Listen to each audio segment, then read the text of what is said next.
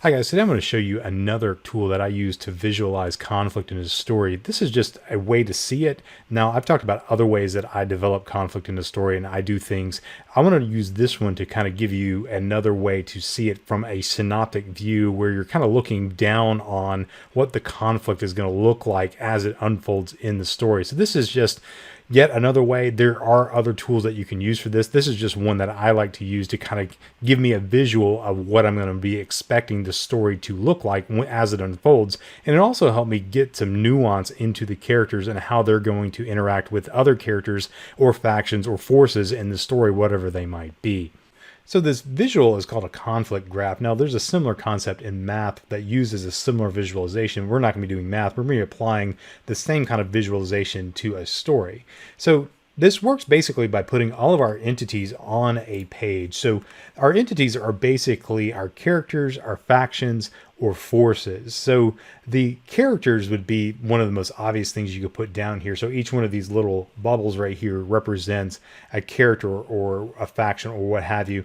The character names have been obfuscated because I'm actually using this for one of my stories I'm going to be writing, but I obfuscated the names right here with a font. But you see that each one of these represents a faction or a character in my story. Now you could put forces if you're writing about some kind of force that is going to be natural or something like that, that's going to be in conflict with a faction or a character in the story. But in most of my stories, I generally deal with interpersonal conflicts and factions. So you'd want to put all of these on a page like this, and you could draw some kind of scheme that would represent factions. I just kind of use, a white bubble and then put the name of whatever I'm dealing with there. So once you have all of those down on paper, the next thing I like to do is draw the lines between the characters and factions and forces that are aligned as friends. So this is not conflict, but it does show you friends and amicable relationships between the different characters, factions, and forces in the story. So these might be allies. It might be that a character is a member of a faction, so they have an amicable relationship with that faction, or maybe it's two allied factions that are working together against another faction, or something like that. So I would draw that using a green line. So you can see here that I have one character in particular that is more amicable to all of the most of the characters in this story. So I represent that with a visual that looks like this.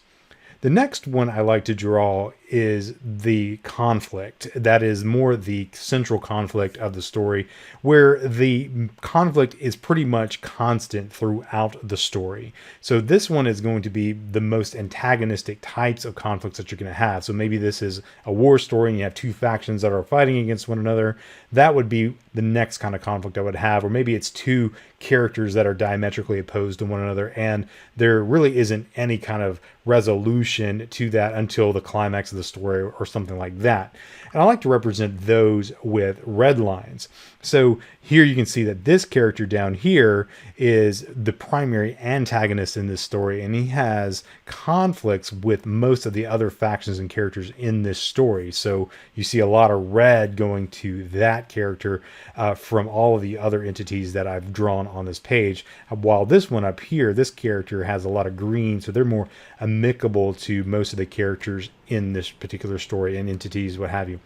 Now, the next kind of conflict that I like to represent is ones that are more nuanced. And this is my favorite kind of conflict in a story because this kind of conflict doesn't have shades of black or white or enemy and friend. It's more nuanced where there might be strained relationships. You have subtle conflicts among friends. You have that kind of conflict where it makes the conflict between the entities and characters much more nuanced and much more realistic, in my opinion, where you have people that are going to be in conflict with one another, but they're not necessarily fighting in an antagonistic manner with one another.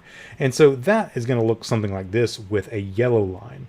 So you can see here that many of these characters and entities and factions in my story have interpersonal conflicts with other characters, even though it might not be the central conflict of the story, which is typically going to be involving this main antagonist down here, but they do have conflict with one another in one way, shape, or form.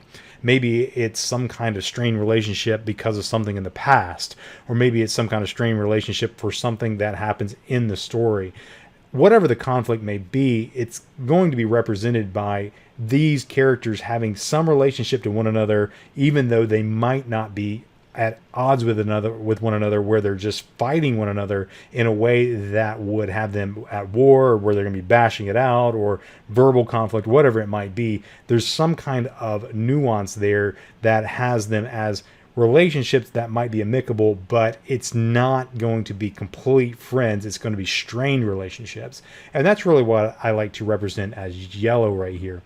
And so whenever I get this visual done, it gives me the idea that I'm going to have some characters that are going to be acting probably as some kind of mediator. And that's where I think this character up here is really going to be a strong unifying factor between all of these other characters right here, because you can kind of see that while these characters right here might have in factions will have a yellow line to them between each other, they all have kind of a green line back to this one character over here. So this character might serve as a mediator for a number of these relationships, a unifying factor in this story.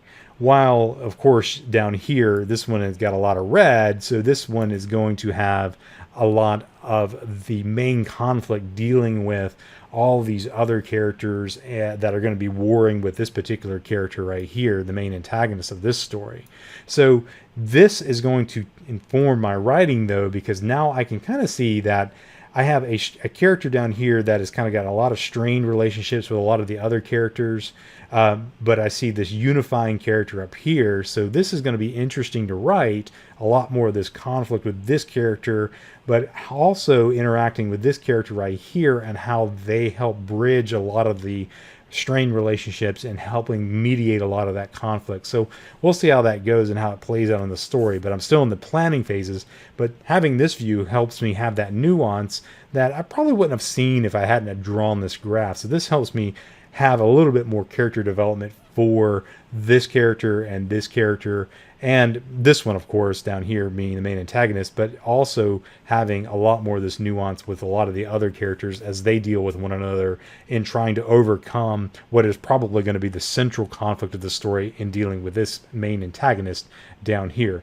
So hopefully this kind of tool will help you visualize your conflict in your story. If you use this, that's great. If not, use some other tool, but I just like to use this one because it helps me kind of see a lot of the nuance in the relationships and the dynamics of my story as I write it.